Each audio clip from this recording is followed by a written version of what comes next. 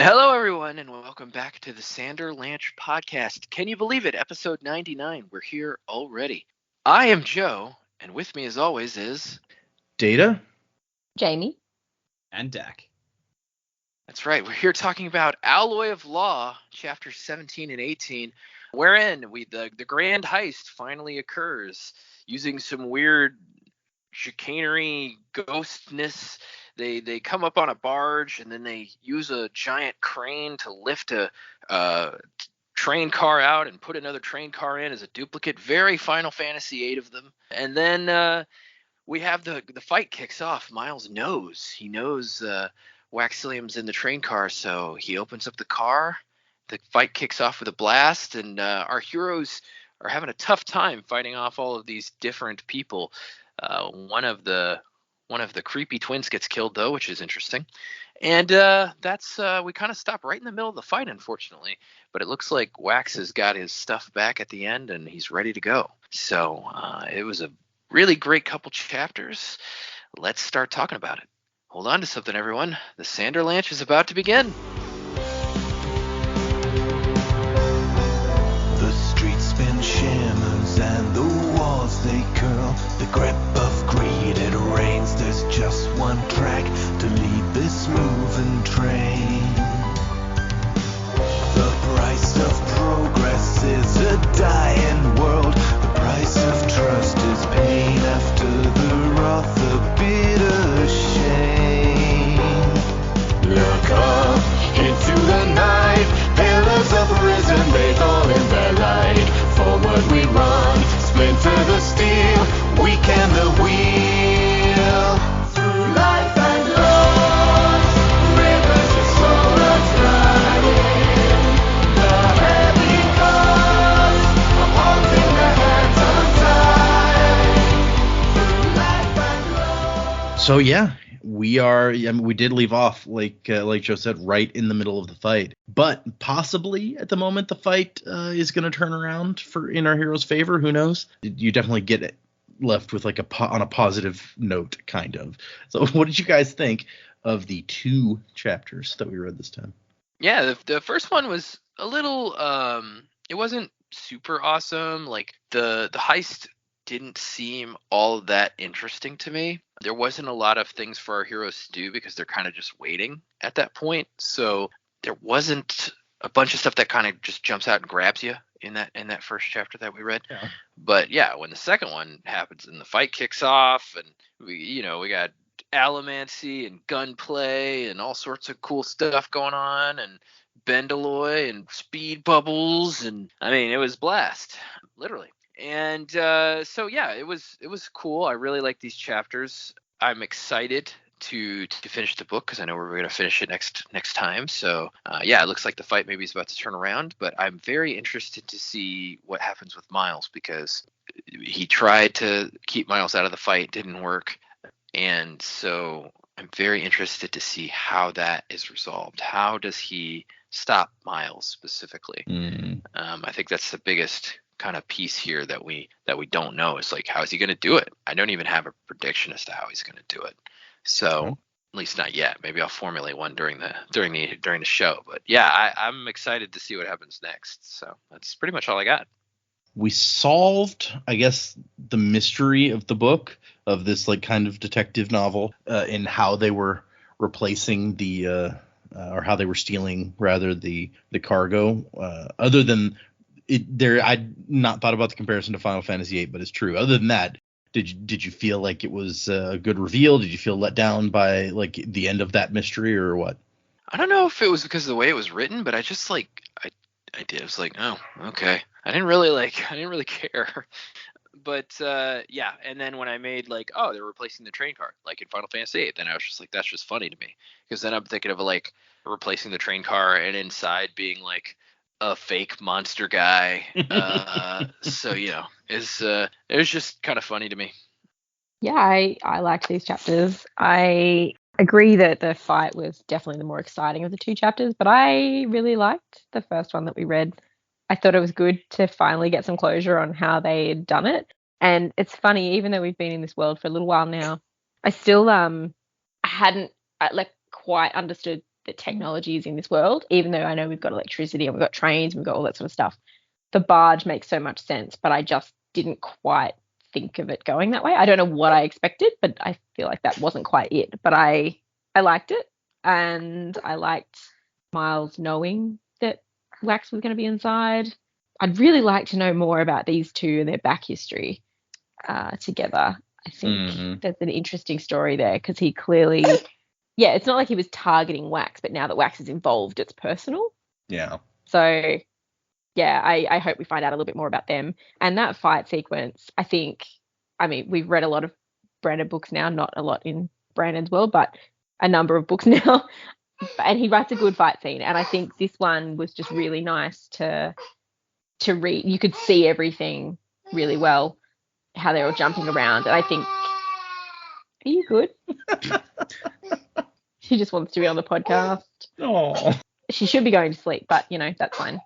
Yeah, visually it was really well written, and I sort of loved how we ended each chapter with just that little, you've got that anticipation of what's coming next, having the dynamite go off in the train at the end of the first chapter, and now Wax has got all his stuff back, and it's just like, oh, I'm so excited to see what happens next. Oh my god.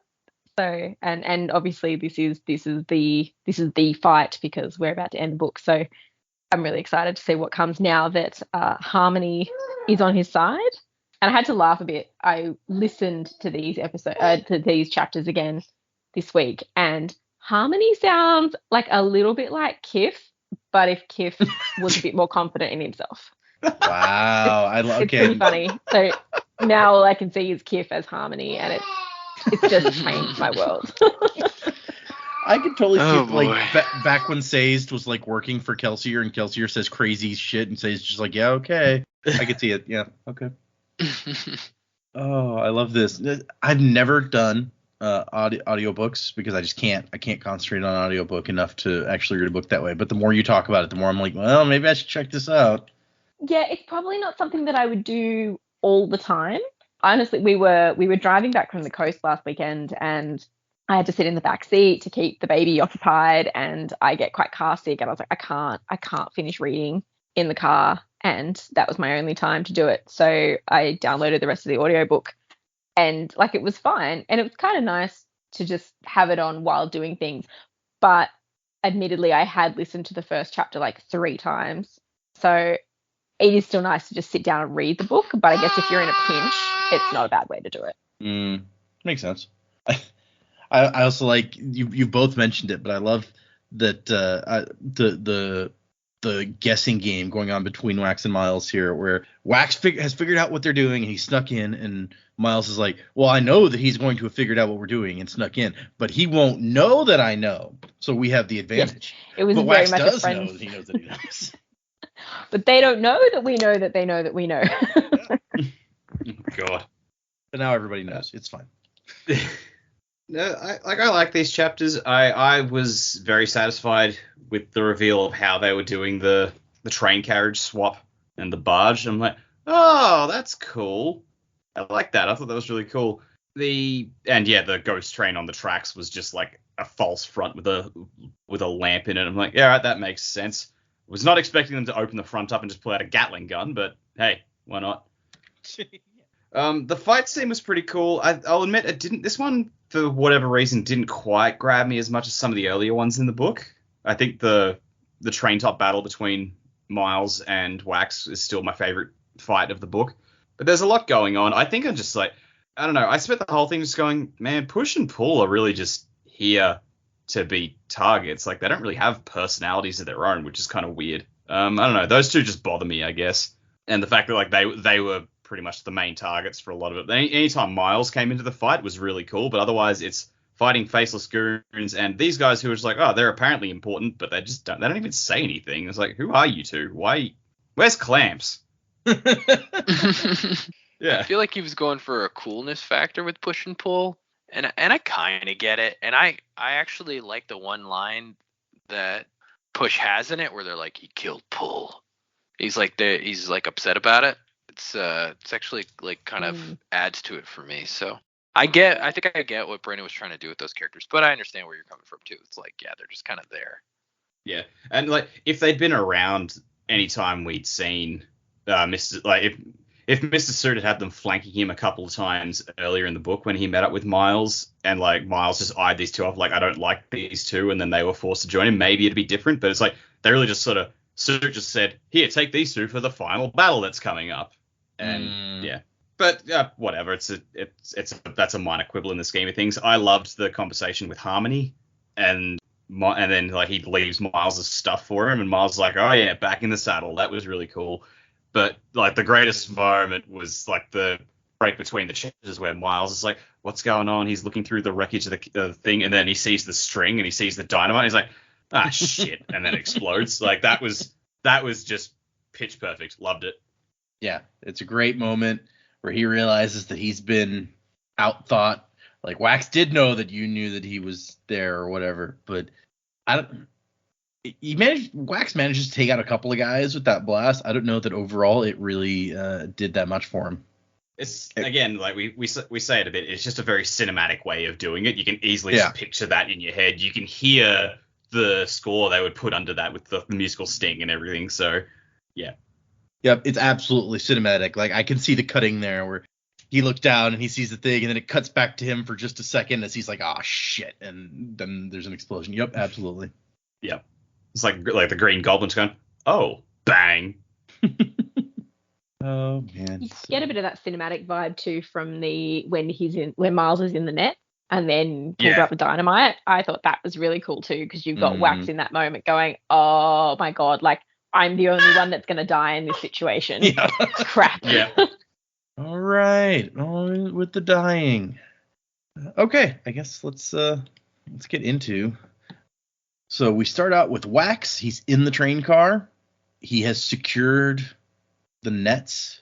So I guess that explains both what was in that paunch that was super important, and gives you an idea of what these nets are going to be used for, which we were kind of guessing about before. And so he's just kind of sitting in the car waiting. Yep, this will come. I'm on my way. Nothing for me to do now. Got some haze killer rounds in his pocket, and he loads up the coin shot and the pewter arm rounds because he knows there's a guy he thinks might be a pewter arm in the crew. So that's a good place to start. I don't know what made him pick the coin shot round, but he hasn't met Push and Pull. No, but coin shots seem to be like the most common kind of Alamancer. It feels like between this and the previous series, like it's like anytime you're on Alamancers, there's going to be one coin shot there. Maybe you're right. I felt like pewter arms were the most common, but that could be a bias on my part. Yeah. No, I think Dak is right. I think because especially in the original series when they didn't have guns and it was important to be able to like hit people from at long range. Right. Like sure. they wanted. I feel like there were a lot of coin shots. It was like you have to have at least 2 coin shots in each group of people or something like that. Okay. And so he's sitting next to the cargo, which House Techiel has the aluminum in a big box that's welded to the floor. And so he's like, "Yep, this would be real hard for those thieves to steal, all right." Except that Techiel, for all their cleverness, was not thinking about this in the right way. Wax has figured it out. And then we cut to Wayne and Marasi up on a hill. Wax not only figured out what the thing was, he figured out exactly where they were going to strike tonight. So they're up there. Wayne and Marasi are up there watching. And there's a bit about how Marasi's super uncomfortable in this pair of trousers that she borrowed from Renette. This is totally improper. I don't know how you can have like Vin's legacy as part of your culture and still be like, women have to wear dresses, right? This is ridiculous. Pants. Every man they pass would be staring at her legs. Okay. Maybe that'll stop the Vanishers from shooting, she thought. They'll be too distracted. Yeah, sure. In terms of her pants, what sort of pants is she wearing? Is she wearing shorts? I don't think so. Or trousers? It says trousers. So. Renette just lends her a pair of Daisy Dukes, and she's like, "Really?" that's all Renette wears, right? Oh gosh. Yeah, as she hands them to her, she's just like snickering. Is like, "Here you go." And so, yeah, we got the ghostly apparition, but when you see it from a different angle, it's just like how does he describe it? Hold on, let's see here. A hand-propelled rail wagon with a wooden engine facade. So yeah, you picture one of those cartoon rail wagons where you pump it back and forth. Yep. Giant lever. And she's like, how did they make that light work? And Wayne's like, I don't know, magic? Like, he does not care. Yeah, she's like, that's your answer for everything. And they start shooting. The bad guys start shooting the guards. And Wayne is like, oh, geez, they got a rotary gun. These guys are serious. So they got like a huge Gatling gun on there to just mow people down. It's messed up. And so while everyone's distracted, the real robbery's coming along the canal. And she sees a big leg come up. And she goes, by the survivor. It's alive. Or she thinks that. It's like, no, wait. That's not. Gee, imagine that if they had a freaking kaiju stealing rail cars for them. This is Bessie. Giant creepy spider leg. That's. I was picturing something like reptilian. Yeah. Okay. You know, like they got some big crocodile thing just hanging out in the canals. And it's like they just dangle a big ass chicken. It's like, all right, now you steal the rail car and you get a nice big chicken. You get a ham, one of those big cartoon hams. And so now it is a big crane, basically, that swings out off this barge and grabs the vault car and lifts it off. And then Marasi runs some numbers quickly in her head and realizes that there's got to be a lot of ballast on the other side. And she looks over and is very proud of herself when she sees that there's a heavy weight being held off in the opposite direction to balance it. And there's also a duplicate rail car, which, if this is their super special unrobbable rail car or whatever, they must have gone through a lot of trouble to make a copy of it. They must have someone on the inside. Yeah. We stole the blueprints. For the Death Star. Yeah. Did whoever stole the blueprints also leave us some kind of fancy shirt? No, not this time. Yeah. And so there's vanishers firing into the windows to keep people from looking. We find out later that there's some guards like hiding in the back trying to sneak around and see what's going on, and they get shot too. So they start to take off into the misty night, and she's like, Wayne, come on, we gotta go. He's like, yeah, whatever. But Wax is in that train car. Yeah, you ever notice how often he gets to be the one who rides in comfort while I have to do things like gallop or walk all the time? Not very fair. She's like, all the time I was reading those reports, I never imagined you complaining this much.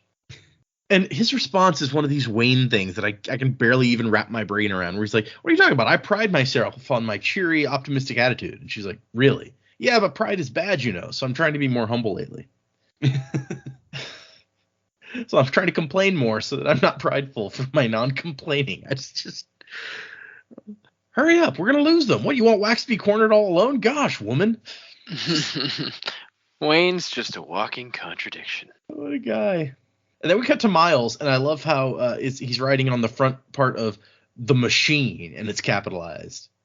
The Machine. Have you guys seen that video of the stand-up comedian talking about his trip to Russia where he's the Machine? No. It is one of the funniest stand-up bits I've ever seen. I'm going to put the link in so you guys can watch it later. But who's the comedian? Okay, so you want me to watch it right now during the recording, right? No, I don't. But I'm going to put the link anyway. His name is Bert Kreischer. He's a comedian who when I saw it for the first time, I was like, oh, I've seen this guy, like pictures of this guy. I know because he is a guy who apparently does stand up shirtless. And so that's the only thing I knew about him before that. I'm like, oh, shirtless guy. Right. Okay. Yeah, I know exactly who you're talking about. He usually has like a bunch of facial hair too. Yeah. So there's that link. You guys can listen to it later. Thank me later. I may leave this in the show because you guys should all go listen to The Machine. It is not a family appropriate stand-up bit, but you should listen to it because it's hilarious. Anyway, sorry, random sidebar.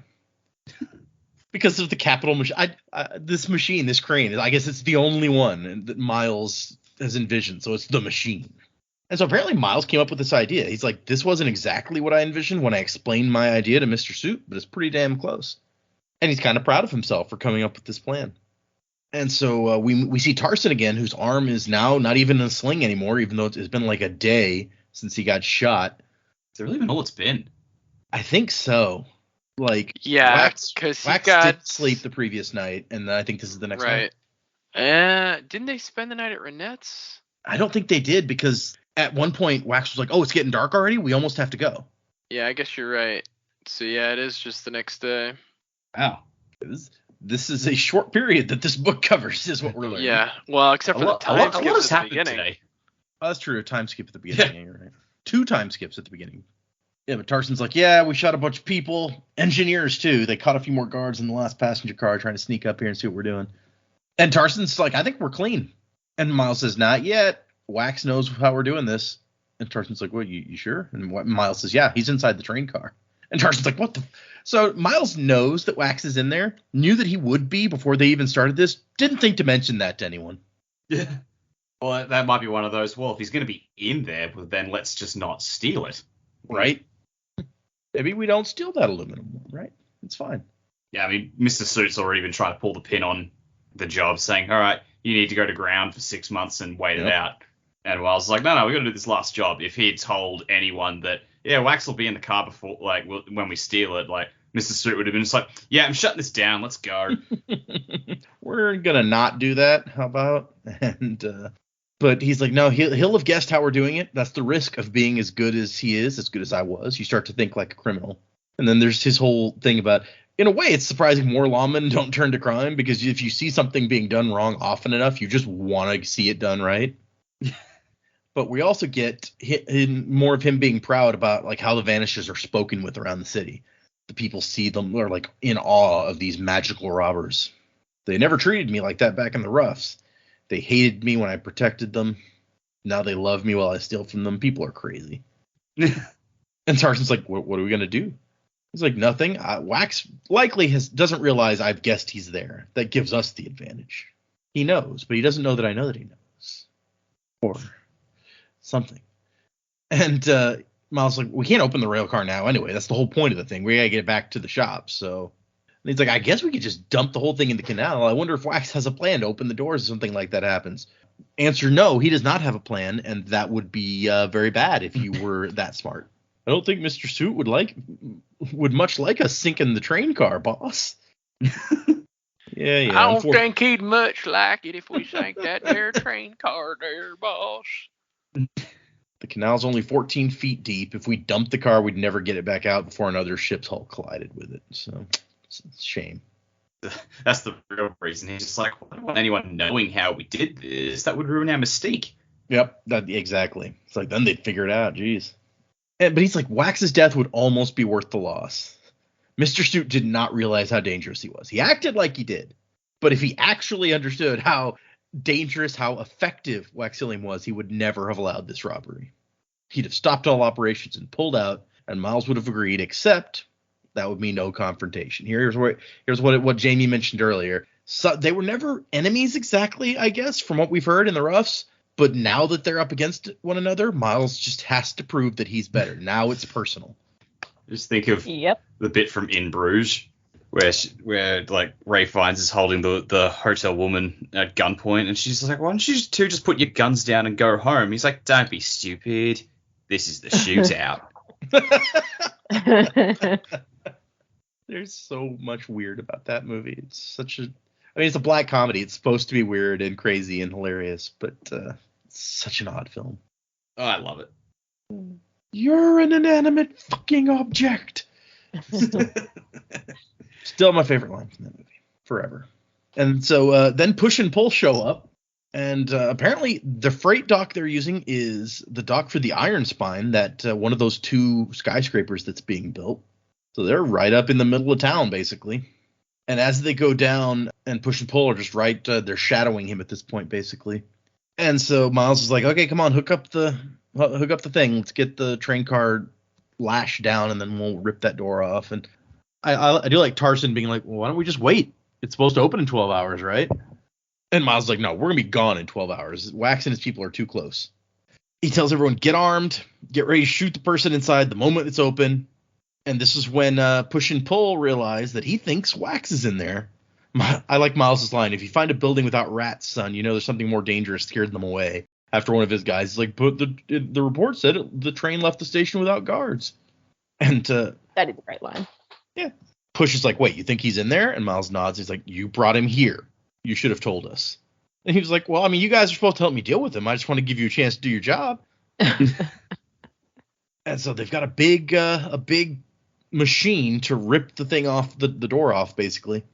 And they decide not to use the big old the Gatling gun because they do not have aluminum bullets for that. So that would be a whole bunch of bullets that Wax could shove right back at them. And then we find out that apparently if he's tapping his healing like that, he doesn't even need to breathe. Terrifying. Right? Yeah, that's okay. That throws out all my ideas. Yep. Can't drown or hang or anything when he doesn't need to breathe. So I guess the only you could possible way to kill him technically is starve him. Well, you could do cement shoes and put him underwater until he eventually runs out of gold. Yeah. Right. Yeah. He's just down there for like 4 years, just going, I'm so bored. But Miles is very annoyed that even when he stops his breathing, he cannot shoot as accurately as Wax can. Wax just is like a natural at shooting, and it's almost a shame to kill a guy like that. It's like burning a one-of-a-kind painting, a masterpiece, which makes me think of Emperor Soul. I'm like, hey, Shai did that. That's where my mind went straight away. So, sometimes you got to do it, right? Scraps of metal spraying free, bolts snap. One hits Miles in the cheek. Maybe you shouldn't stand so close. And Miles is like, come on, Wax, play your hand. What was your plan here? Let's see it. Poor fool. Wax could never stop himself when a woman was in danger. And this is when it happens. He looks down at the door that's been ripped off and sees a thin, like a fishing line, thin type of string leading into the rail car attached to something on the door. What's dynamite? Aw, hell. And then somebody pulls the string, and we cut to Wax's perspective of the explosion. Outside, the entire room shakes.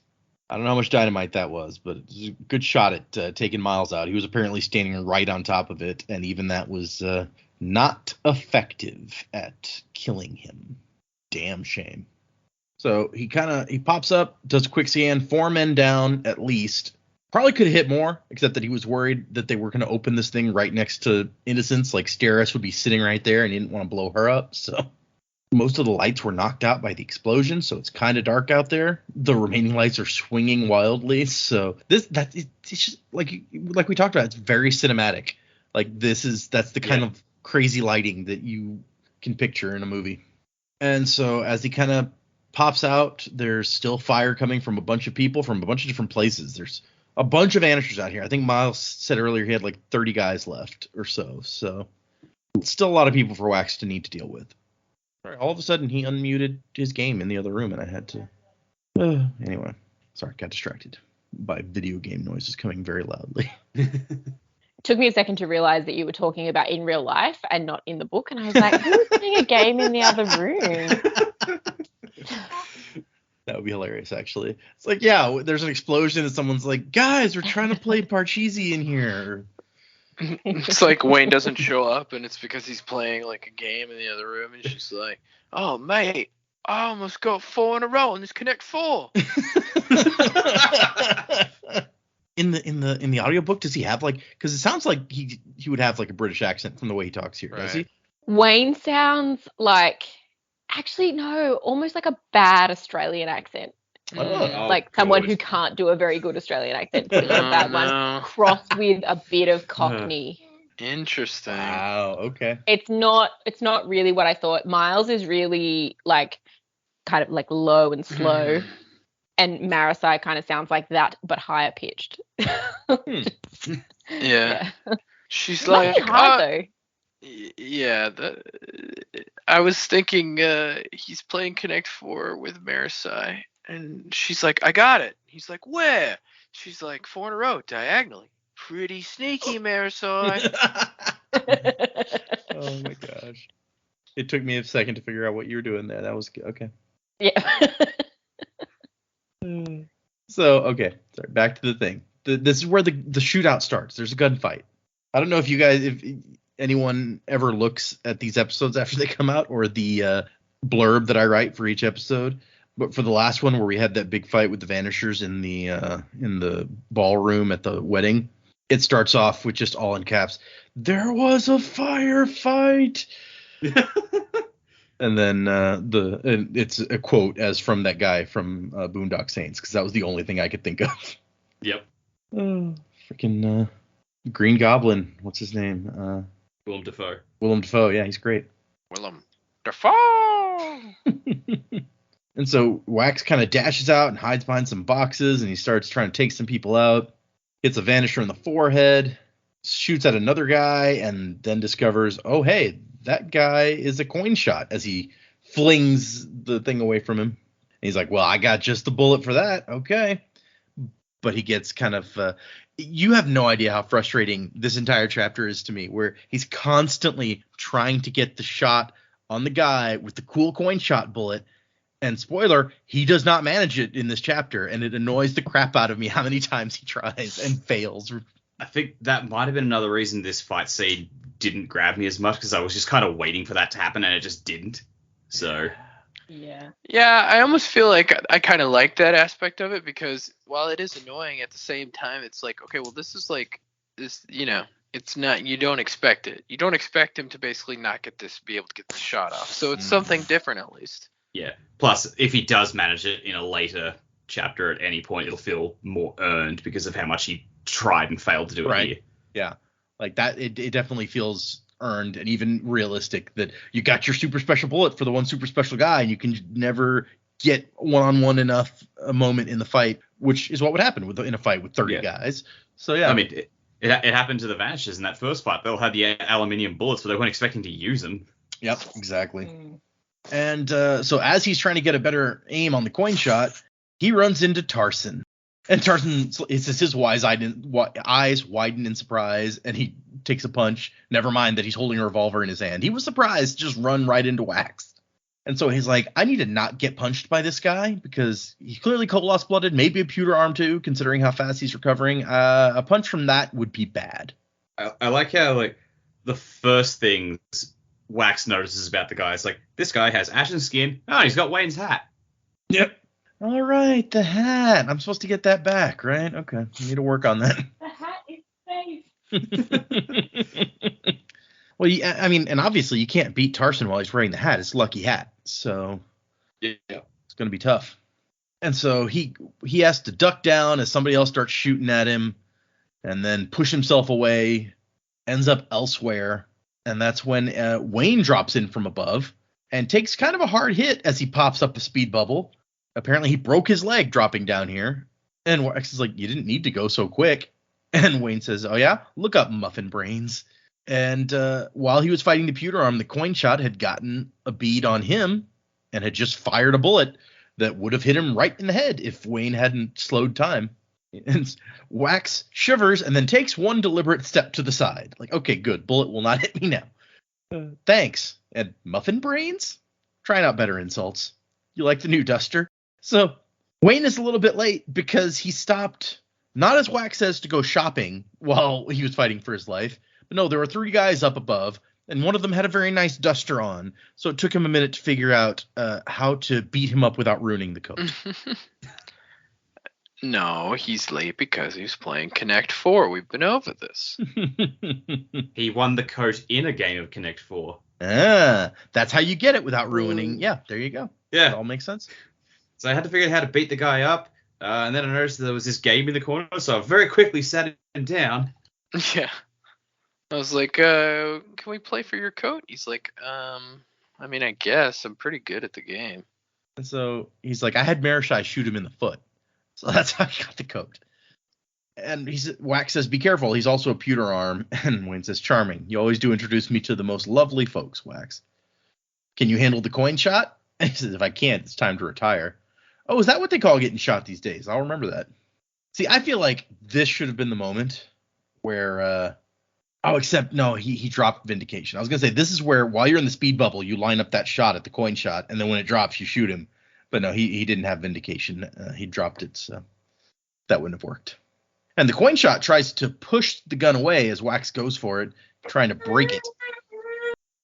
And Wax is like, oh, yeah, I can't let him break the gun. Not only do I need that gun, but Renette would murder me, so... And that is way worse than anything that could happen here. Yeah, absolutely. So in order to stop it from being shoved into the wall or whatever, he has to push on the gun himself, and he shoots it way up into the air, up through the big hole that they lowered the box or the train car through, and also the big hole Wayne just came through. So Wax ends up outside where Marasi's hanging out. But the coin shot comes after him, and he sees a second man who he can judge just from the trajectory of his jump looks like a lurcher. And he's like, oh, great. Thank you so much. That's what I needed, was 2 Allomancers to fight. So wonderful. Yeah. And he shoots at the coin shot. He gets that shot that he wanted with the special coin shot bullet. Gonna take him right in the head. And just by sheer chance, the guy pushes to the side at just the wrong moment. And he makes it clear. It wasn't a deliberate dodge. The guy just got lucky. And so his nice, specially prepared coin shot round, the only one of those, because the other one, remember, is a pewter arm round that he loaded. So the only one he had ready to go misses. And at the same time, the coin shot shoots twice at him and one clips him in the arm. So great. And he's beating himself up like, idiot. Doesn't matter how awesome your bullets are if you don't aim. Which I think is being a little hard on himself, as he makes it clear that he aimed and was going to shoot the guy right in the head, and the guy just got lucky.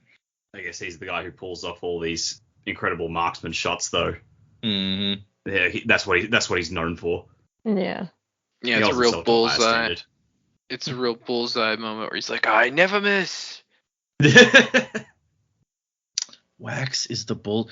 If Bullseye could use, coin shot powers, how much better might he be? I mean, he's already pretty good. He's really good, yeah. You're not wrong. He killed that old lady with a peanut.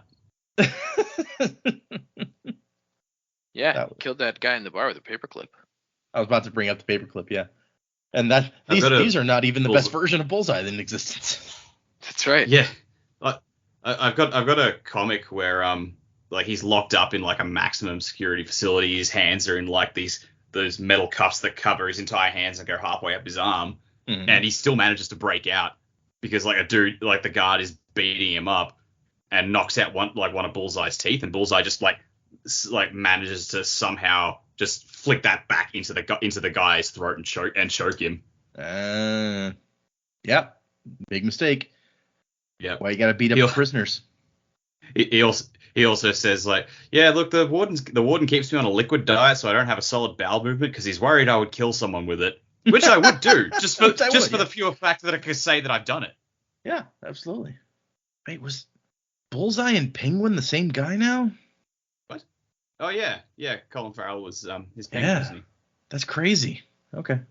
Sorry, that just now struck me as we were talking about it. It's not the same universe, so.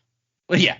No. I mean, it's just like Captain America and the Human Torch are the same guy, but I is the same universe though.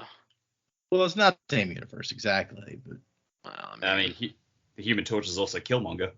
Yep. Ooh, yeah. That's a good point.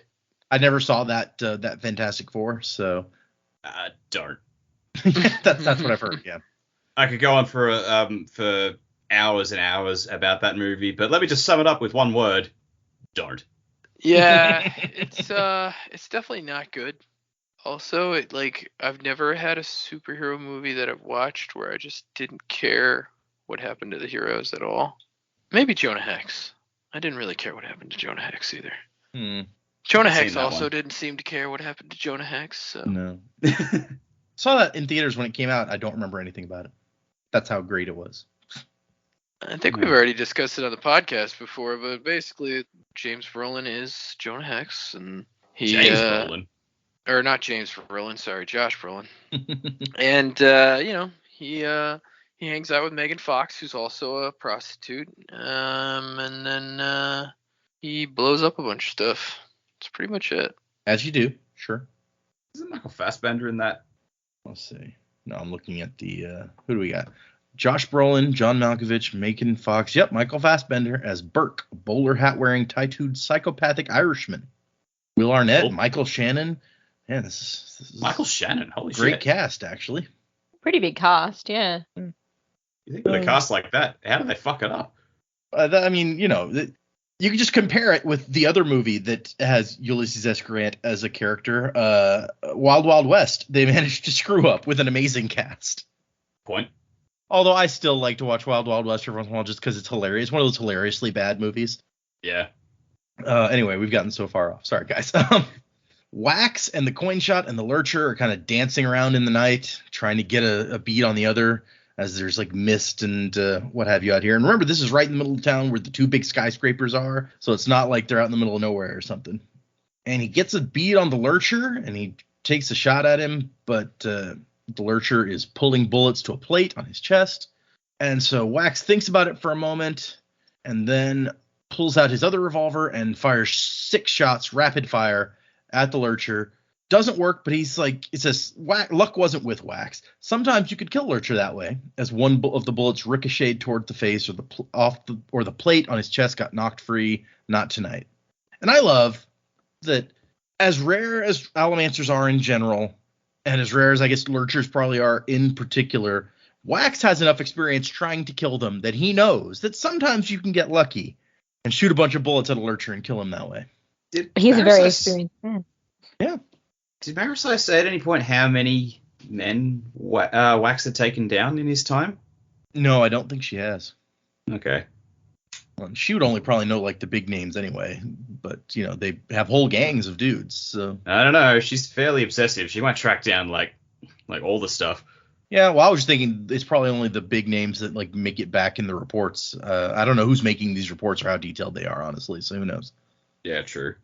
And then he's going to go back down to try to get another shot at the lurcher. And then he hears a shot, and the lurcher screams and hits the ground, already bleeding. And Marasi pops up from a shrub and is like, oh, that looks like it hurt. Hurting is kind of the idea, Marasi. Yeah. Targets don't scream. And Wax goes, technically he was a target too. I'm sorry. Next time I'll yell pull. Oh, no, it's funny because the lurcher was called Pull. Oh, yeah. Never occurred to me until just now. That's just like a stealth pun Brandon worked in there. Yep. That's why they're called Push and Pull, so the Marasi can kill them. Pull! Or like Push just screams out, pull, after he gets shot. Yeah, it's great.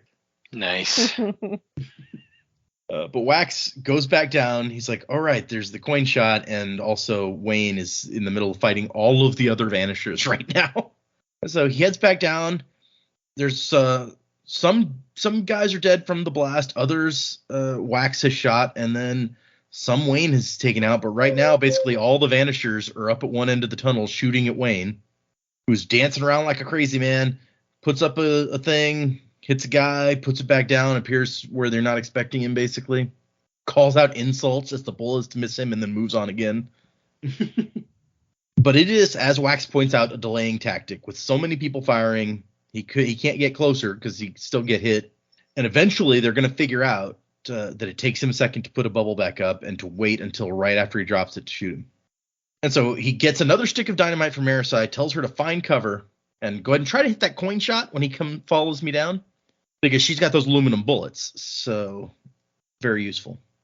And Wax dashes into the room firing, and they cry out and duck for cover. They're like, oh, we don't want to mess with him. Wayne wasn't shooting at them. He's just dancing around.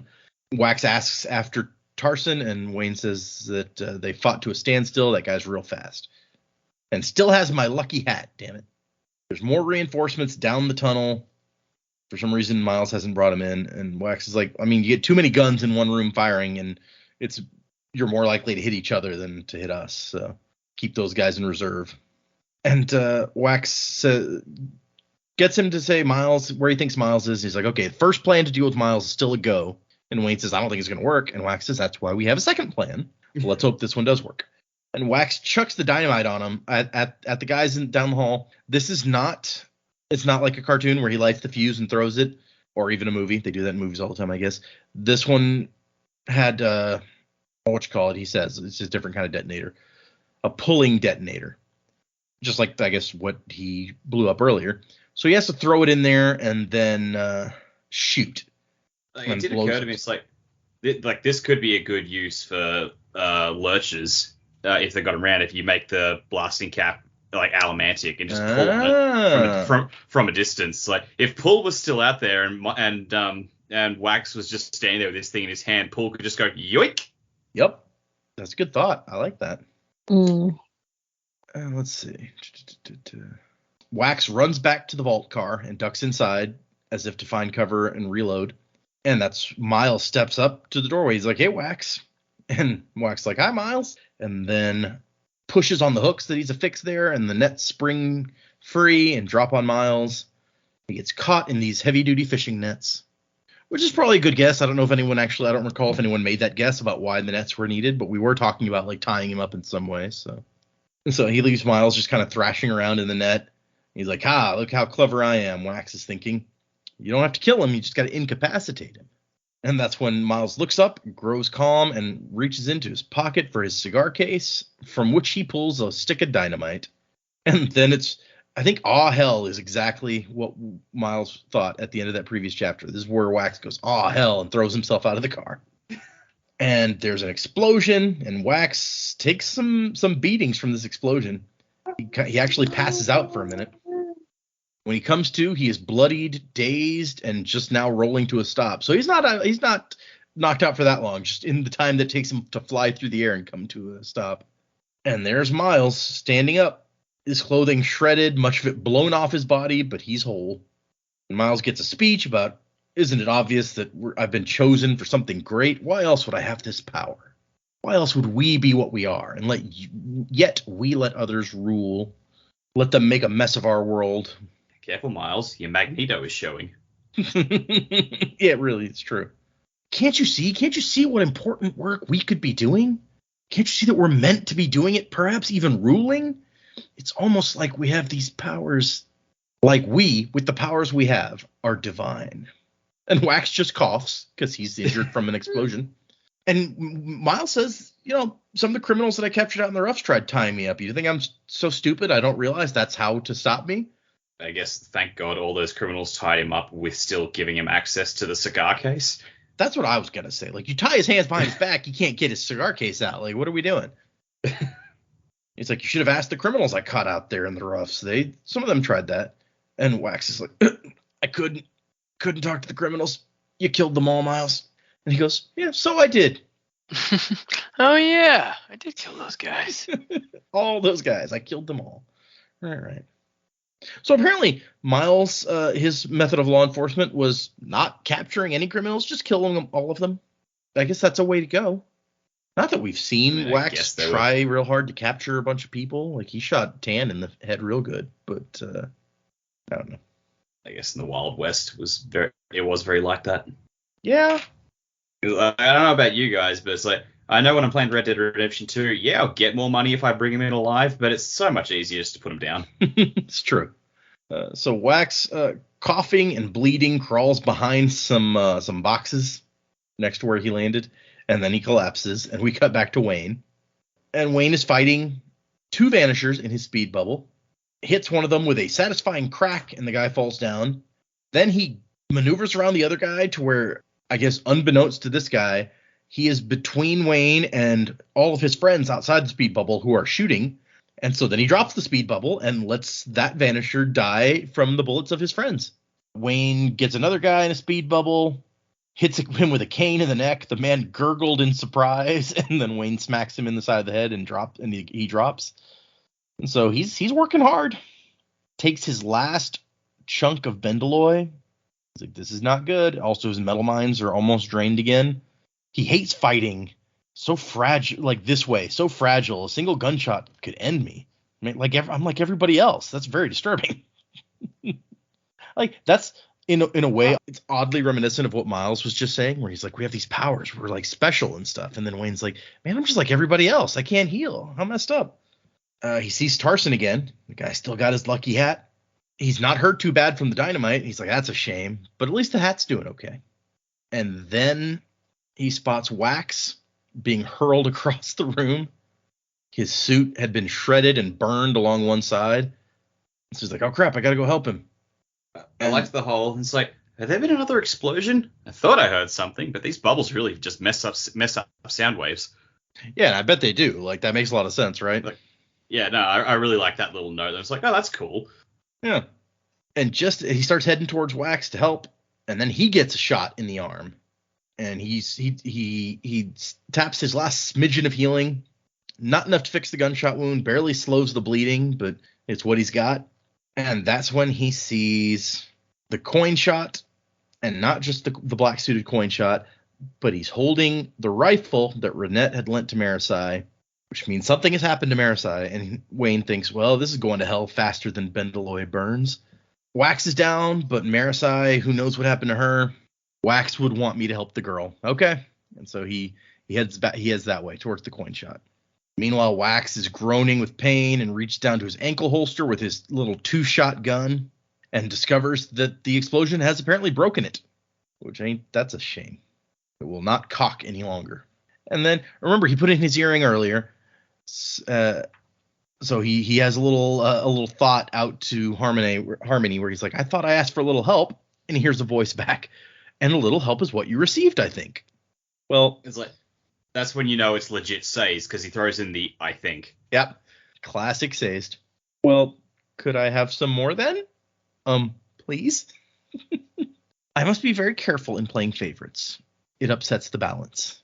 Your god, isn't playing favorites kind of the point? No. The point is harmony. Creating a way for as many as possible to make their own choices. And Wax is just like, man, I'm going crazy or something. The explosion really must have messed me up.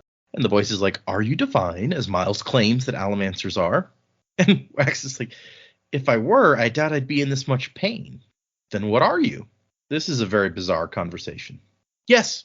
That's the best response. Like, sure is. And Wax is like, how can you see things like what the Vanishers are doing and not do something to help? And Harmony says, I have done something to help. I sent you. And then Wax recognizes right in front of him his own trunk. The one he'd taken with him when leaving for the Roughs 20 years ago. The one he'd brought back with him to the city. The one that he'd put his guns into that night months ago. And the tassel of his mist coat is hanging out of the side. And Harmony says, you're welcome. It's an awesome conversation. I love that. I would love to know how Sazed got it there. Did he just like snap his fingers and make it there appear there, or? Well, we saw Miles find it earlier when he was looking for his own stuff. It's like, oh yeah, there's that trunk of Wax's stuff that Mr. Suit had us take to try to set him up or something later. I missed that. And so yeah, I mean, I don't know if Harmony influenced where it was placed or what, but so it worked out. Marasi is hiding in the shadows. The coin shot had been hunting her down for what she'd done, and he'd shot a few times into the boxes and then walked over, and instead of finding her bleeding and dead, she was simply unarmed. So yeah, that is better of the two choices. But he'd been following her via the metal from the rifle, so she just hit it to draw him off. But the room is in chaos, which is disorienting for her. The dynamite was painfully loud, and the gunshots also. So she's never been in any kind of fight before the Vanisher showed up to that wedding dinner, so now she's dropped into a war zone, basically, in the middle of this confined space, and she's like, I don't know what to do. I've left my gun behind, now I have nothing. There's a bunch of those guys over there, can't go that way. And then she sees Miles kind of just strolling out, because he doesn't care if he gets shot. He's not hiding. He's just counting bullets into his revolver, like, okay, I'm good to go. And then he says something to a couple of guys, and they run off down a tunnel. And then here's where Push shows up and talks to Miles and says, Pull is dead. I've been trying to end the short one. He keeps leading me on chases through the room. I believe I have said before, Miles says in a voice loud and bold, that Wayne and Waxilium are like rats. Chasing them is useless. You need to draw them to you. And so she's watching from the shadows where she thinks she's hidden. He says, Waxilium crawled somewhere. I lost him, but he's wounded and unarmed. And then he points directly at where she's hiding in the shadows and says, call for him if you would, Lady Marasi. Call for him. Scream. She opens her mouth and nothing comes out. She's frozen with fear, can't even move. And then the mist-shrouded shadows at the corner of the room begin to shift. They all look over there, and out steps Wax, wearing his large duster-like coat cut into strips below the waist, a pair of revolvers at his hips, and a shotgun on each shoulder. His face bloodied, but smiling. And without a word, he blasts Miles in the side with both the shotguns. And that is the end of the chapter. So unless those are magic shotguns, that didn't kill Miles. But, you know. Miles isn't dead, but that's a very cool way to end a chapter. That's a very cool visual. Yeah. So cinematic. Like, and Brandon said it. Like, the whole book is very cinematic. And it's just, like, also at the same time, like, yeah, how could you possibly have a movie that started here? Oh. Okay, so we have 2 chapters and an epilogue left to wrap all of this up. Guys, what do you think is going to happen? Well, I think we're going to defeat Miles in some way. Maybe not kill him. because that seems less likely. But I think perhaps we'll be able to find a way to defeat Miles and move on with with our lives here. However, I don't think that the mystery of the set and Mr. Suit will be wrapped up in this book. I just don't see that happening. I foresee that will kind of go on into the next books in this series. So what I'm specifically thinking is going to happen is the fight will come to a head, some kind of either by speaking and being like, yeah, we shouldn't do this, although Miles may be too far gone for that. Either by speaking or by just getting one up on Miles. Somehow the fight will come to an end, and the immediate mystery will be solved. However, I don't know that they will get the women back, and so maybe the epilogue has more to do with how they find that out, how they figure that out, because I don't know that the women would just be hiding down in the cave or down in this workshop. So I think that that's something that we're not going to get at the end of this book. It doesn't seem likely to me, unless it all just comes to a very abrupt conclusion, which we know Brandon has done that in the past. So, but yeah, that's as much as I know right now. Things I like the pace of this book, but with how quick it's gone, I feel like I haven't been as able to predict what's going to happen next. So yeah, I think if I recall right, Mr. Suit specifically says keep that one, Steris. I'm not gonna send her along with the rest while Wax is after her, because he won't give up looking for her or something. So yeah, it definitely implies that the other girls are not around. Yeah, so maybe he'll find Steris, but not anyone else. Okay, so I think Wayne will successfully get his hat back. Yay, hat. Really the most important prediction here that we have today. He's so close. I really hope he gets his hat back. I agree. I think 2 chapters and an epilogue is not enough to do up all of this, but I am a little bit torn on that, because I think, did you say originally this was not meant to be a series? It was supposed to be a standalone story? Right, yep, this was going to be just one book. Yeah, so I mean, whether it was the standalone book and then he decided to expand it, or whether he held off some of the mystery into further books once he decided it was going to be a series, I don't know. But I was sort of thinking that they wouldn't find Steris in this book.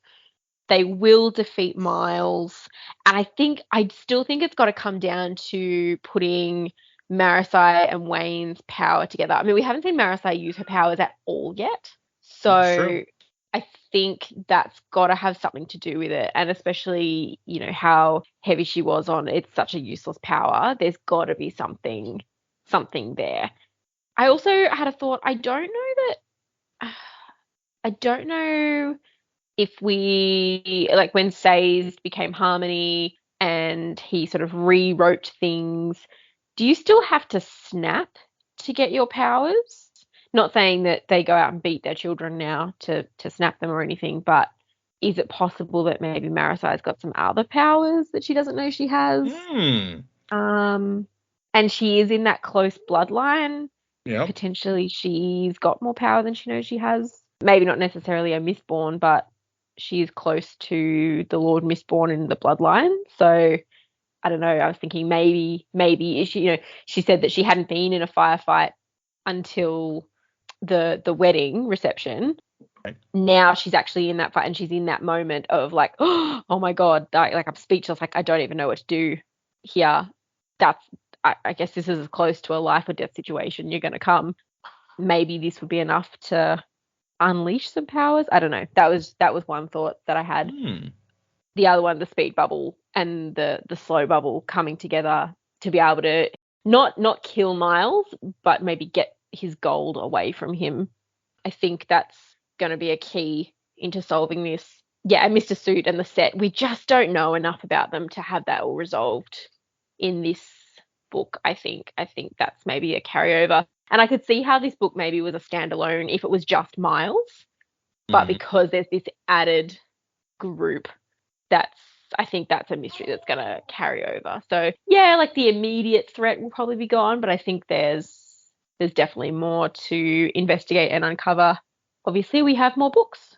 So Yep. Well, and Yeah. I guess an important note is that this was going to be the only story in this time period, but then there was another trilogy coming up that would take place some maybe hundreds, I don't know, we don't know how long after these that would have been. So if there's some weird big shadowy organization, it doesn't even necessarily need to be solved here. It could just play into like, here's where it was founded, and then it plays into somehow being a weird like CIA in that future or whatever. I don't know. That's just random Yeah. thought, but that's the kind of thing that I thought when I first read this book was like, maybe this is something that'll come into it later, because like you say, when you get to this point, it's like, how's it going to wrap this up in time? But we've also thought that before. I think we got to the end of, it might have actually been the first Mistborn book. It was like, I don't know how you're going to wrap this up. We don't have anything. And it surely came, like it was done. So, you know, I'm not sure. He's very good at pulling it all together and giving us all this information that we don't know we have until the end. Yeah. So, I mean, it could still all come together, and then we just follow Wax and Wayne on the next adventure. But I kind of like it if maybe it wasn't all solved. I feel like if there were some things that were resolved now and we haven't really had a good story about those things, it would be a bit disappointing. It's like, why bother putting them in? Why mention the set? Why have Mr. Suit if you're not going to do something more with them? That makes sense. And there's so much potential there. If you have a weird, crazy, shadowy organization and then you wrap it up in the next 2 chapters, it's not a very impressive shadowy organization in that case. Not at all. So yeah, no, I get what you're saying. It does feel a lot like that first book where we got to maybe even earlier than this point, and it was just like, there's no, I mean, the Lord Ruler's clearly not going to get beaten in this book. There's no way. That must be something that carries over into the next book or two. And it's like, nope, Lord Ruler dies, and it turns out there's something else going on entirely. Yeah. Okay. Well, I like your two theories of the possibilities for how this is going to wrap up. We've had that. Also, could be completely wrong. You've had the like Wayne and Marasi overlap bubbles theory for a while now, and so eventually, maybe we'll get a result. There's no way, after mentioning that nothing can happen with it, there's no way they mention that and it not be able to be something cooler. I like that. That's just a hilarious thought where it's like, no, they mentioned that it's been done and that it doesn't do anything, so they wouldn't have mentioned that unless it did something. That's like if when they said like, we've tried silver and it's not a metal that does anything. It's like, oh, that must do something. Bullshit. Pretty much.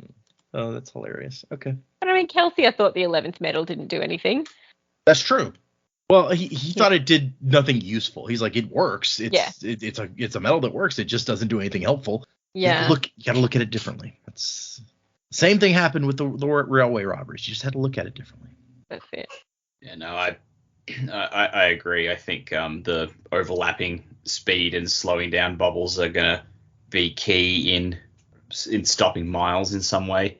I still don't quite know how. I have this image in my head of Marasi's put the larger bubble up, and then they're in Miles's smaller bubble within, but not Miles, Wayne's smaller bubble within, and Miles is like stuck on the precipice between the two bubbles. So inside they're going at normal time, but something happens to Miles in the gap between the two bubbles, like in the outer layer of the bubble, the Marasi's one. So I don't quite know how that's going to result in his defeat, but I feel like it is. And yeah, I also agree. I think like we've really only gotten a couple of vague mentions very close to each other of the set. So I feel like Miles is going to go down, and he's basically going to do what the Lord Ruler did and hint that there's something worse than him out there. And they're just like, I wonder what he's talking about. Oh, I guess we'll find out, sort of thing. Maybe Mr. Suit will be on like the railing above them, just like, next time, Gadget, and just disappear into the shadows. I love that. But yeah, I feel like we will find Steris, and she's gonna see that Marasi and Wax have a thing for each other, and so, like, she's gonna add some clause to her contract saying this is perfectly acceptable, or like she's gonna alter the clause or something. She's gonna give some way of giving her tacit approval while at the same time still being obsessed with paperwork and minutiae of that paperwork. So I imagine she's just been bugging the hell out of her captors all this time with like, these are not regulation ropes that you have bound me with. Or something to the... I can just imagine Clamps just going, it's like, oh god, just take her, go, get out. I mean, where is Clamps? We haven't seen him That's a good this question. whole time.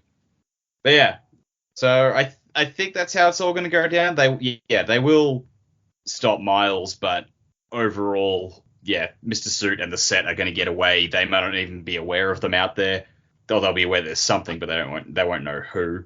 But yeah, it's going to be very much tomorrow is another day for another adventure kind of ending. It seems to just fit the tone of this book. It's been very much a fun adventure, sort of a pulp story, rather than the dark and gloomy atmosphere of the original Mistborn. So, yeah. I was sure that you're like, Steris is going to see that there's an attraction there, and so she's going to go and alter the contract to be like, you can have a mistress, but do not sleep with my sister. And you went the opposite way with it. So, okay, bold. I feel like Steris isn't a bad person. She's just...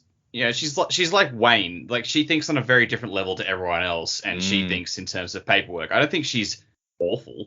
I don't think it would be awful to be like, my future husband is not allowed to sleep with my sister. Like, that's pretty. That's I mean, yeah, it but does seem like a reasonable request. Because I mean, yeah, even if you're like okay with your husband having a mistress, which is, you know, it feels odd to me, but there's people who are into that, right? It's a different thing when it's your sister, I think. I don't know. Maybe she secretly wants her sister to be happy, and this is the only way she can think to do it. Okay. I don't know. Interesting. We haven't spent enough time with Ceres to really get a beat on her, so this is just That's my true. hunch. Is like she's actually not a total cow. She just thinks in terms of stipulations. Oh, okay, that's fair. There's one thing that I meant to, and it kind of slipped my mind for a minute. Jamie brought up snapping. And if that's still a thing that happens, that's actually not something that has been addressed in the book so far. But Brandon has been asked and has mentioned that, yes, people do still snap to get their powers, but Sazed changed how that worked. We don't know. Okay. He won't specify how he changed it, but it is in some way different than it used to be. I mean, I assumed that Sazed wouldn't stand for having children beaten to figure out if they're, allomantic or anything, but in a traumatic situation, maybe. I mean, you would hope that people don't get their abilities just in traumatic situations, but this is like the West, Wild West situation. You know, things happen. Yeah, cool. Okay. Yeah, just before I forgot about that, I was going to throw that out there. Do people have to snap to get the ferrochemical abilities too? I don't know that that's ever actually been mentioned. No idea. Yeah, I think I just assumed they were born with ferrochemical ability. Yeah, me too. That's what I thought too. But I don't know that it's been mentioned like one way or another. So that's an interesting question. Maybe I'll look up. Maybe he's been asked that and has answered. I'll have to look later. Yeah, possibly. Okay, so for next time, we're reading to the end, chapters 19, 20, and the epilogue. So we're going to finish this up. Next time, everyone, episode 100. We have discussed if we're going to do something weird or special for it. Still haven't decided. So I guess tune in next week to find out. But before we wrap up, we have 2 emails that I wanted to read. The first one is from Arad, and it says, "Hiya, DJDNJ. I have wanted to write for a long time, a year-ish, I guess, but would eventually end up just chatting on the Discord instead. Finally decided to send an email, though. P.S. I know it's risky, but any chance of Joe, Dak, and Jamie on the Discord? It could be very fun, but I get why maybe you wouldn't. I found an amazing community to chat with in the listeners of the podcast, and it's all thanks to you guys." Okay, I'll pause there to say that it is something people have asked for, and it's something I've considered before. Because there's ways to do it. We could let them into the Discord into like only certain channels they're allowed to be in, right, where there's no spoilers that are supposed to be allowed. I am concerned on a couple of fronts that accidental spoilers, first of all, like it happens, and I wouldn't want someone to run into that. But on the flip side of that, I haven't been picky about who gets joined the Discord, because why would we? Anyone who wants to can jump in. Some jerk could just be like, "Oh, they're on the Discord, huh? Let me join for 5 minutes to be like, hey, and spoil really important things and get banned." And I really don't want that to happen, and I don't want like one person to spoil the entire show for everyone who listens, basically. So that's why I have decided against that. But so yeah, that's been my thinking there. Not to say that couldn't change in the future, but that has been where I've been on that. Back to the email. Sorry. I've been rereading along with the podcast, and it's really cool to see where your predicaments go and how scarily accurate you can get. It also really hits home how good Sanderson's foreshadowing is. The podcast is a highlight of my drive from work, especially with all the tangents and references, which I don't get a lot of, to be honest, but they're fun nonetheless. I love the dynamic y'all have, especially when you're backing up and elaborating on each other's wild theories. Special shout out to Data for sneaky hints and misdirections. It's a difficult thing to do, and you pull it off well. You also don't get as much credit as you should for all the organization, editing, and planning you do to put these out every week. Looking forward to the rest of Wax and Wane. Hey. Don't suck his dick, man. Come on. Wow. Everyone's allowed to say nice things about Data. He doesn't need his ego any bigger than it is. Let me tell you about this guy. Oh no. He thinks very highly of himself already. Don't worry about it. He's fine. Oh my gosh. Yeah, it's No, I mean, thank you for saying nice things. Yeah. We privately tell him, thank you for his hard work and all that good stuff. I mean, he's not wrong. Joe, that is. I mean, if you think, like, Dak and I first met on the Red versus Blue forums, which are now, I guess, the Rooster Teeth or whatever, and The forums aren't there anymore. They're gone. Yeah, they are. But like the title under my picture on the forums was always right. So that's just that's me. Running gag about that, yeah. Yep, that was the I'm not even gonna say running joke because it's the running truth of my existence really is. Collective sigh. A collective sigh from the blood-related person on the show. Yeah, he has to deal with the always rightness in his daily life, and it You're hurts so him. right all the time. So I can't blame the man. Times I've worshipped at his feet and how right he is. Anyway, back to the email. Looking forward to the rest of Wax and Wane. You're hopefully going to have a blast. It's my favorite Cosmere series. If you want some advice, Volcano Theories will serve you well. Wuzzing to the time of next. Love from India, Arad. And then there's a PS. I don't know if it makes sense to discuss this right. Yeah, India. I don't know if it makes sense to discuss this right now, but I did have a thought about Well of Ascension that I'd like to run by you. Joe said that he felt the writing was weak near the end of the book. I propose that it is weak near the start, which made the characters not matter to you. And if Brandon had been able to pull you in at the beginning, the end would have been more satisfying. Just my 2 cents. I don't know that I agree with that, but now the next time I read it, I'm going to be thinking about that.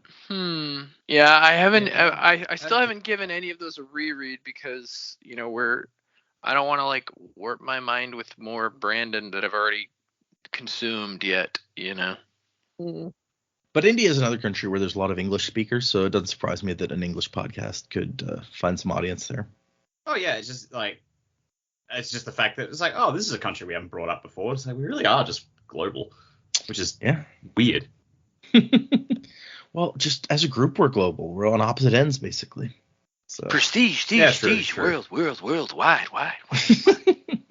Second email. Also, my dumbass. Oh, sorry. When you started that email, my dumbass heard DJDNJ, and I was going, who the hell is N? Oh, right. That's amazing. Yeah. Been there. Well done, Dak. He's done it again. I'm not a smart man. Now you got me thinking, but I'm like, when you said that, I was like, wait, DJ? We have a DJ on the show? We have a DJ? DJ D&J. Interesting name. Yeah. DJ Spook. DJ Lestaborns. Yeah, DJ Lestaborns. No. Coming at you on a Tuesday evening. Wuzzing with the... I don't know any DJ lingo. I can't even... Wuzzing with the scratch. Wiki. Noticeably FAT. Rewind the tape. It's John DiMaggio. His noticeably FAT. Yeah. Second Deep email. space. Cosmic Y. The 0G. Hey, the 0G. That's similar to mine. Similar to what? Yeah, similar. Oh my gosh, yes. I just watched that episode not long ago during my rewatch with commentary of that show, or at least the ones I have on DVD. The second email. Hello. I'm Simmer, pronounced Simmer, like the thing you do when you're cooking and letting something simmer on the stove. I started reading Brandon Sanderson books about 2 months back and found your podcast after I read The Final Empire. Since then, I've been listening to the podcast as I read and have finally, sadly, caught up with your episodes. I love the podcast since none of my friends read these books, and it's great to hear people talk about it while I'm jumping all around my room because of something that happened. It's going to be really tough from here on out, and I know I'm going to be waiting for each new episode desperately. I have 2 main predictions for Alloy of Law that I wanted to share / get out of my system, so I'm just going to put them here. 1, we haven't spoken about hemalurgy yet, which is a little suspicious. Also, we haven't spoken about the adium, which we know should be regenerating about this time. Because of this, I have a theory that Mr. Suit is either kidnapping the girls to use hemalurgy and get Mistborn powers, or trying to find / breed an adium misting. Maybe both. Well, that's interesting, actually. That's an interesting theory. I like that. I think somebody did mention that maybe Ferrochemy, like somebody, maybe it was Dak, theorized that maybe they were kidnapping these people to like Ferrochemy them, but the adium we hadn't really thought about. Hemalurgy, yeah, sorry. Okay. So number 2, about the time-altering allomantic powers, do we know if it's possible to put a time bubble around someone other than yourself? And if yes, then can Marasi's power be used to put a time bubble around the enemy and essentially freeze them in place? That might be useful. We haven't seen them put a bubble up around anyone other than themselves, but we haven't seen Marasi do anything, and Wayne wouldn't want to do that to someone else, right? So I don't know. We saw in this chapter, we saw him fighting guys in his bubble. Well, yeah, but I mean, like, he wouldn't want to leave himself out of the bubble and make somebody fast. Oh, yeah, that's true. That's a good point. So Also, you can't enter the bubble? Or if you entered the bubble, wouldn't you still be subject to whatever was happening in the bubble? So if there was a bubble around Miles and you went in to that bubble, you would be at the same time as Miles and have no advantage? Yeah, that's a fair point. I've just assumed from when we've seen Wayne do it that you have to be inside the bubble to make the bubble, but we don't know that for sure. I guess that's interesting. Yeah, I don't know that you could project the bubbles either, because I think it's around you, because it really is affecting you in an area around you because you're the one burning it. It's not. I don't know that it's something you can project.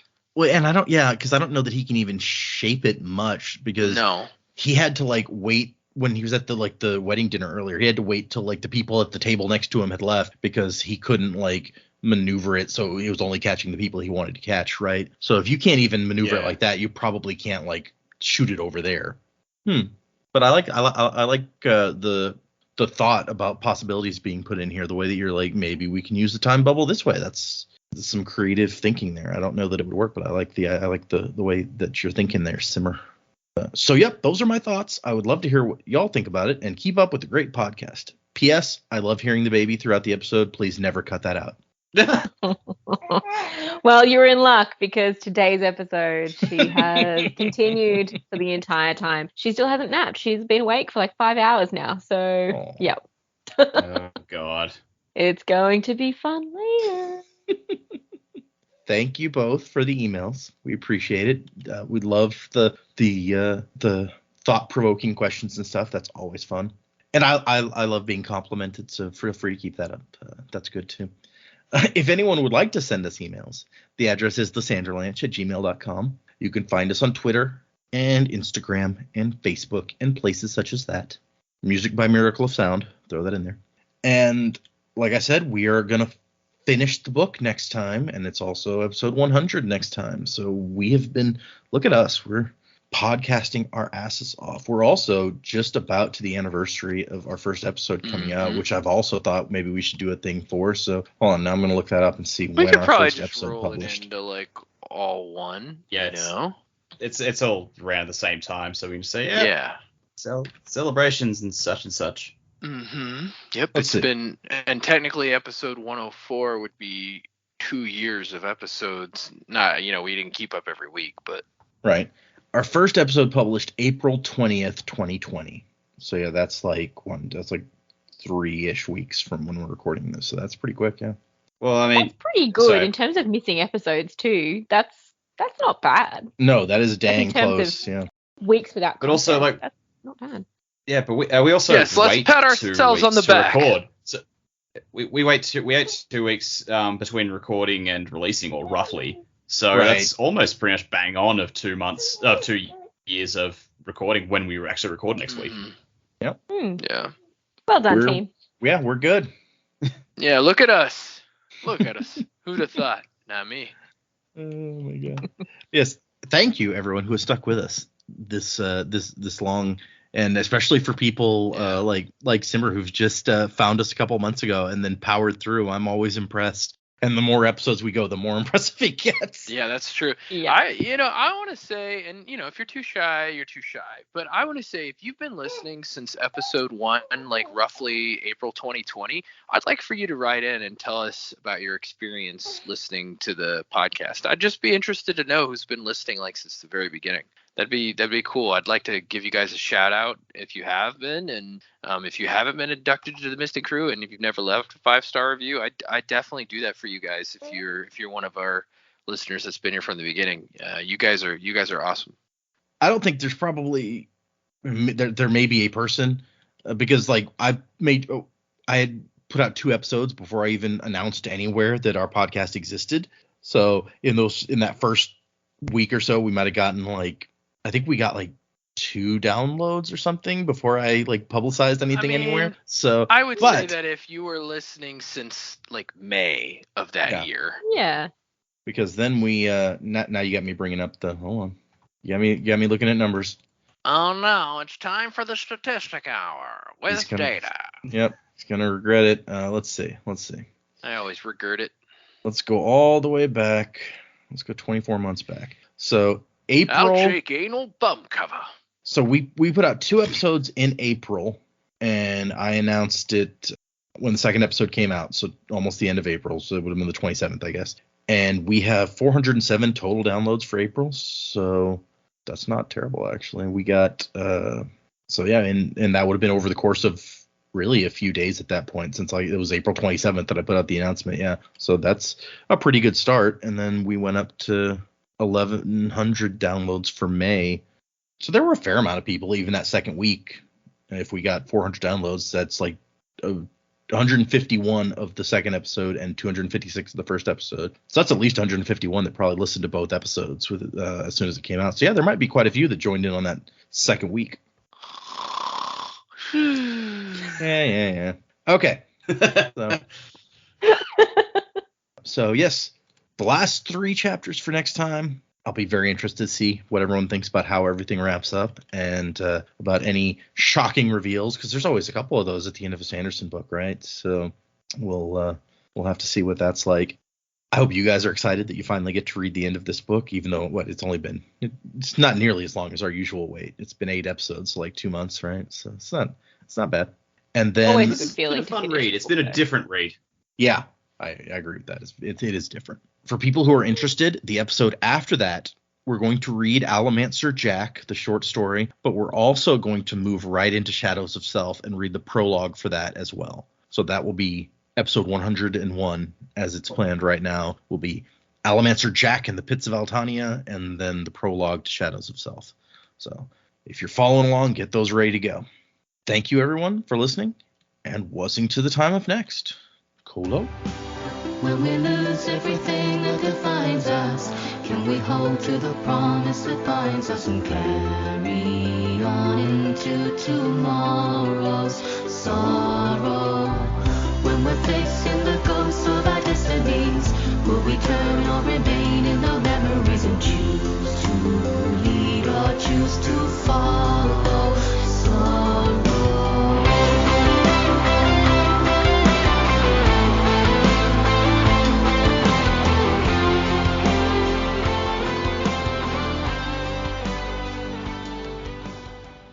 I'm Jeb, and with me here is my boy. My name is Slabs, Pa. I don't know what your name is. Your mother named you. I couldn't care less for what she said. Honestly, I thought she was gonna die. Yeah, she was so doped up. She just said the first thing that popped in her mind. I told her that's a bad idea, but she listened to me, so here you are. Slabs. Good Lord. What was she even thinking about a slab for? Was she thinking about that's where she gonna end up, or she need that much of beer? No, you know how she is.